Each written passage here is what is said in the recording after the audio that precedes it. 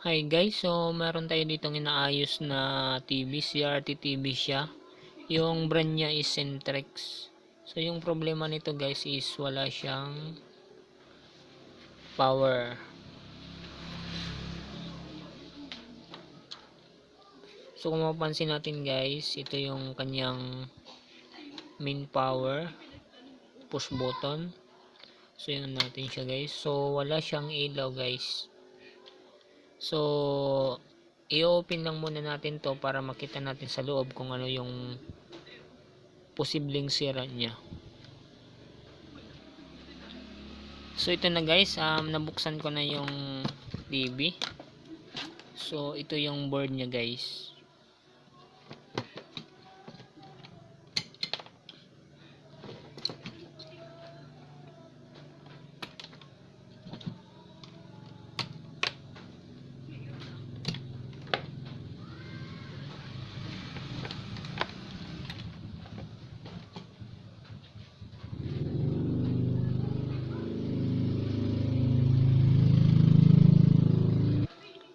So ang gagawin natin ngayon guys is i-voltage check natin or i-check natin yung mga piyesa niya dito sa may power supply area. So yung power supply area na yan is itong white na guhit na to. Ito yung primary power supply. Dito naman sa kabila is yung secondary supply. So yun. So yung hahanapin lang muna natin or yung i-check lang muna natin na piyesa is dito sa may part ng primary power supply. So yung una kong i-check guys is yung diode, yung apat na diode, kung mayroong shorted. Pero so far sa nakita ko dito, yung fuse niya guys dito, kung mapapansin nyo, ito siya, hindi siya guys bumigay. So ibig sabihin okay lang yung fuse niya.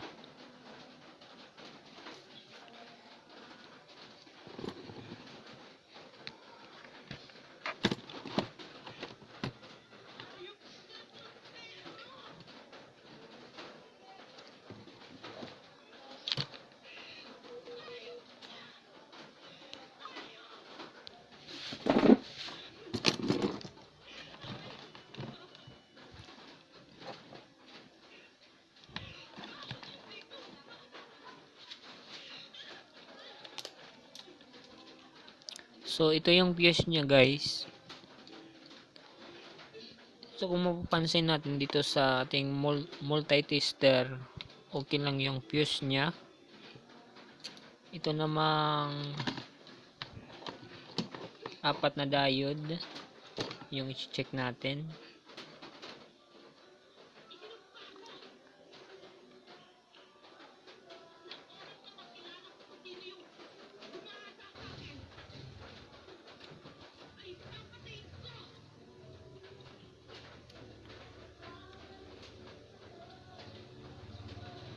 So yun guys, yung apat na diode is okay lang siya.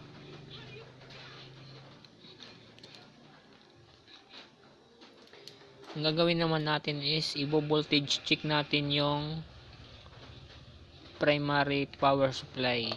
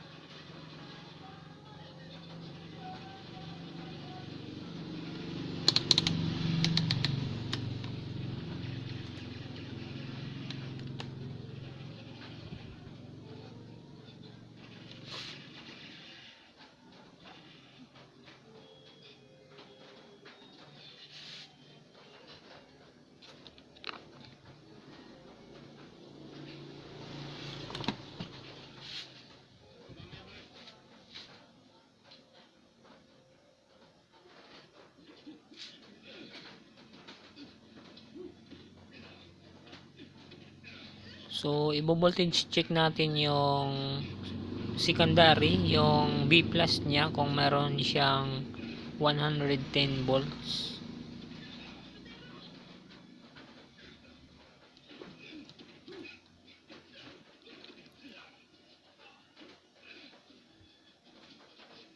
So yun siya guys, wala siyang palo. So ibig sabihin wala siyang supply na pumapasok sa secondary. So yung next naman natin na i-check is yung mga supply dito sa may secondary, yung papuntang vertical IC. Dito sa vertical IC nya wala siyang 20 plus na supply. Dito sa may audio IC nya wala ding supply.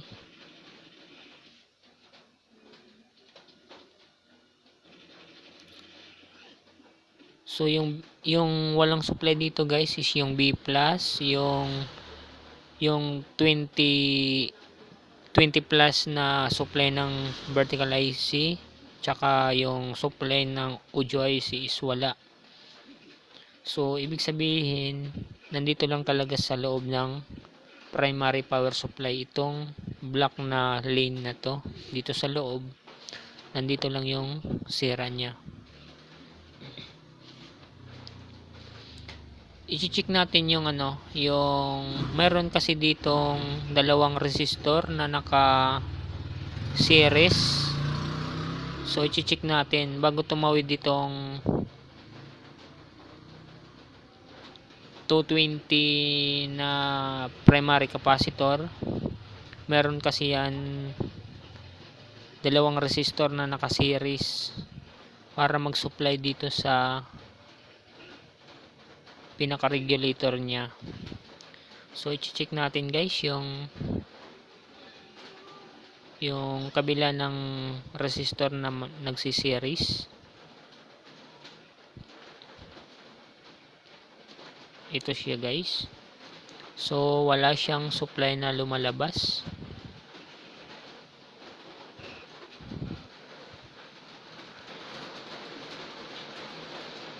So dito naman tayo mag-check sa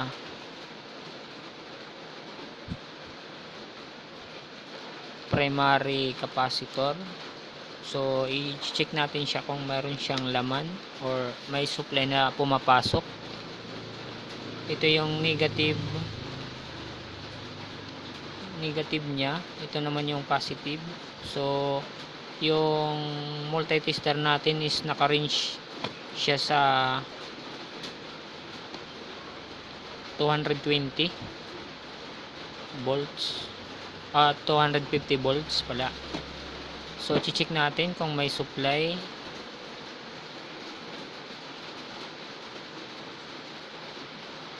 So yun guys, meron. So ibig sabihin nito, pag dito tayo nag-check sa may resistor na naka-series, so yun siya guys, wala siyang supply na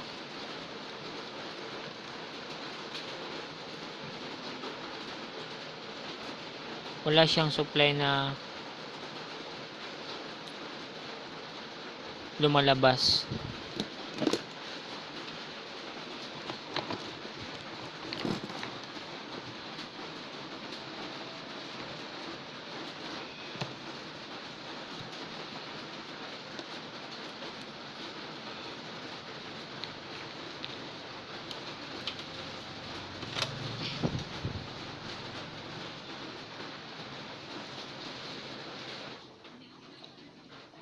So ito siya guys, pinunan ko siya ng para makita ng camera. So ito yung sinasabi kong resistor na naka-series. So ito naman yung primary capacitor. So yung red probe natin is ilalagay natin dito sa may isang resistor na naka-series papunta sa may papunta dito sa may feedback. So yan siya guys, wala siyang supply na lumalabas talaga. So ang gagawin ko dito is ihahang ko yung resistor na dalawa, tapos i-check natin kung open siya.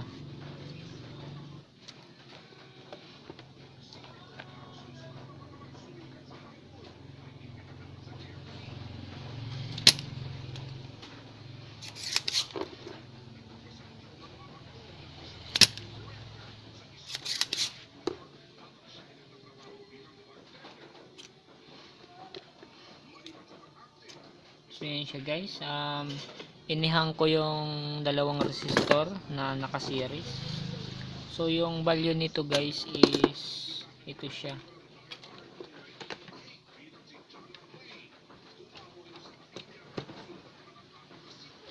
Yung coding niya guys is ito yung dalawang resistor.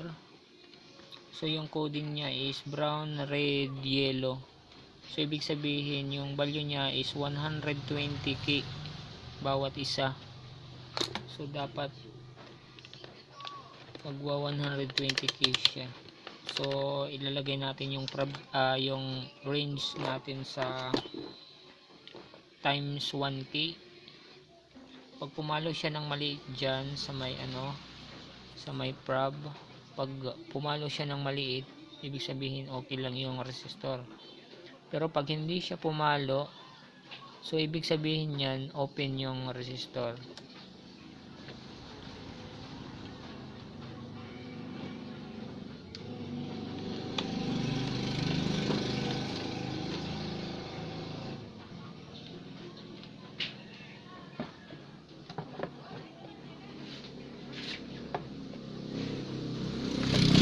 So ito guys, ihahang natin yung dalawang resistor.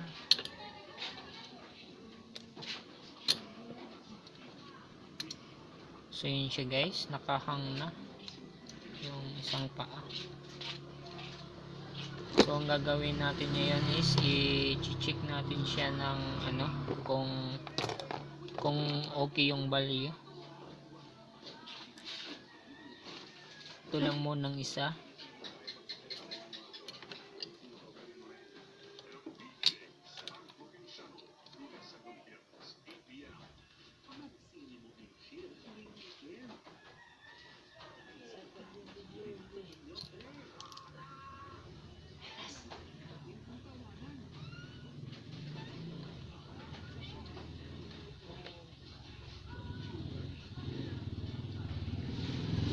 So yan siya guys, hindi siya pumalo yung multi-tester natin. So ito namang isa na resistor,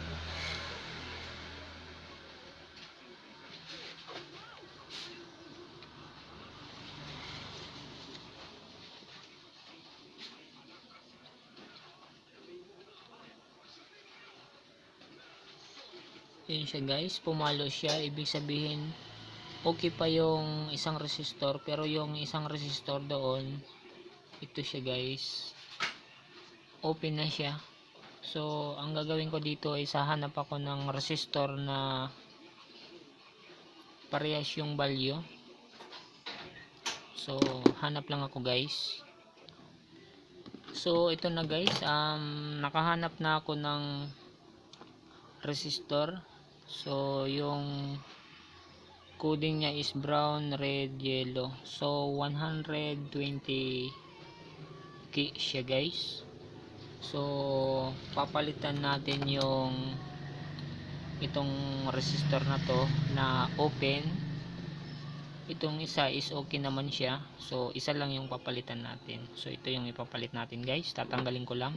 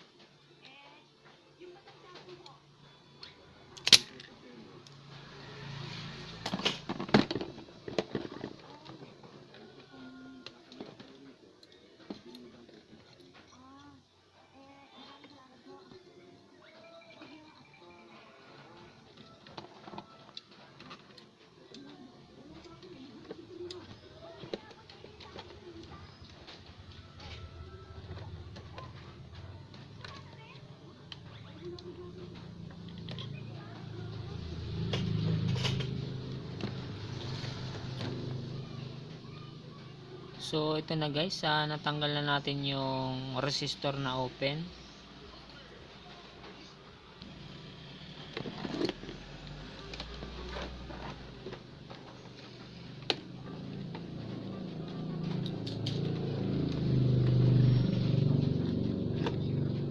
So itong isa guys na okay, so ipabalik ko lang siya.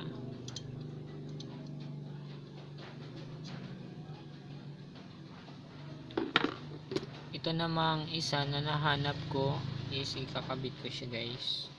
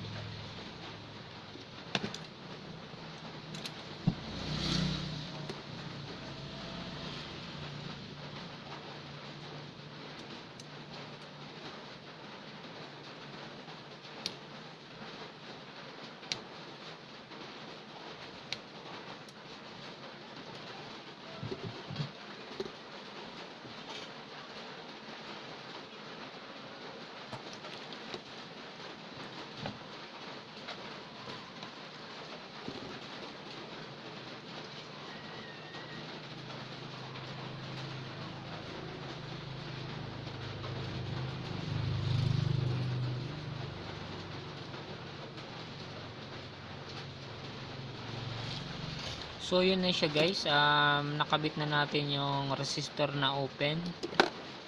So yung naka-connect kanina dyan, yung original na nandyan kanina is ito.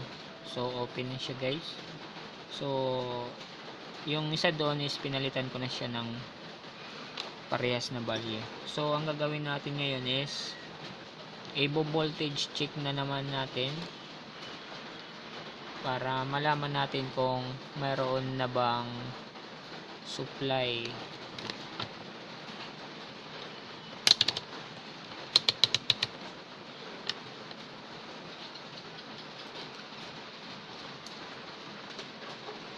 So isasaksak natin yung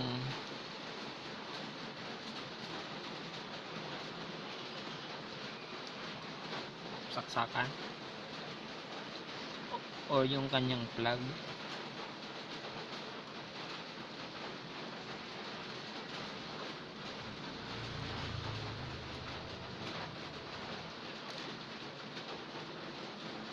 So dito sa primary capacitor meron siyang 220 guys. So dito yung tinistiran ko kanina, titistiran natin kung meron ng supply na.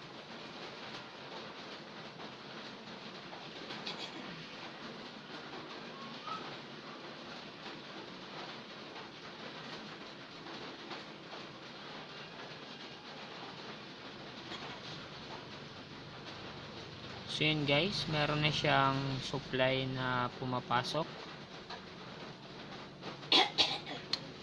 So yun siya guys. Yung supply na pumapasok dito is mahina kasi naka series na resistor to guys.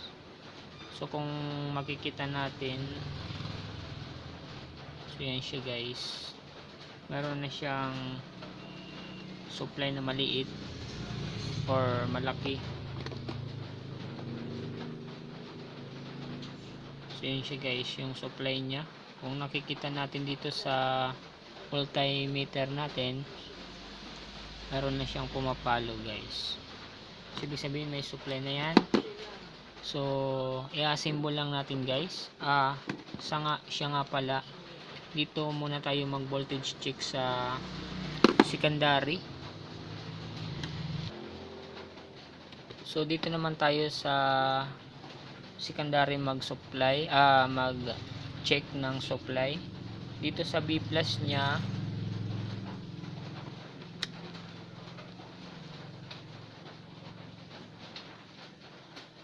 So yun na siya guys, meron na siyang 110 volts. Dito naman sa may vertical IC nya, meron na siyang 29 volts. Dito naman sa may audio IC nya, meron siyang 12 volts or 13. So ganun guys, meron na siyang supply sa secondary. So i-assemble lang natin siya guys para mai-testing natin kung magkaroon na siya ng picture. So ito na guys, i-testing natin yung TV kung magkaroon siya ng picture dito. So ito yung board niya guys. So sasaksak lang natin yung plug niya.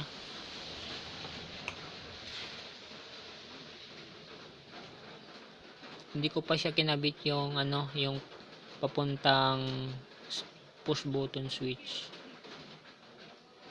So yan siya guys, meron na siyang meron na siyang picture.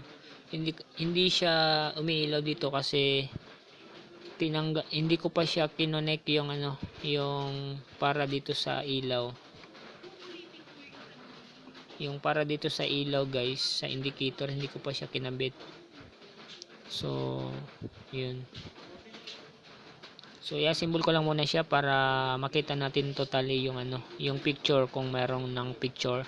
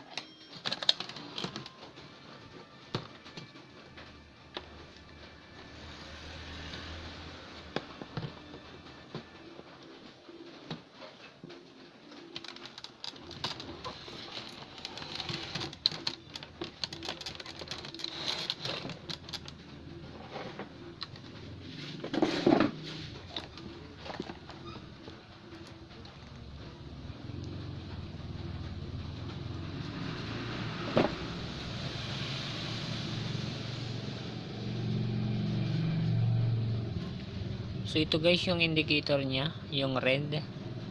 So isasaksak ko na guys yung plug. So yun na siya guys, meron na siyang red indicator, tapos namatay na siya. So ibig sabihin nag-oscillate na yung TV. So yun guys yung screen niya, meron na siyang picture. So yun lang guys yung problema nito. Wala siyang power, wala siyang standby red indicator dito kanina, pero ngayon meron na. So yung problema lang niya guys is itong resistor na to. So 120k open, dalawa kasi to guys, naka-series siya, tapos yung isa is open, kaya hindi tumutuloy papuntang feedback yung supply, kaya hindi siya nagkakaroon ng power. So yun guys. So sana may natutunan kayo dito sa ginawa kong video, at sana makatulong din to sa inyo. Baka magkaroon kayo ng encounter na ganitong sera. So yun. So dito na lang guys.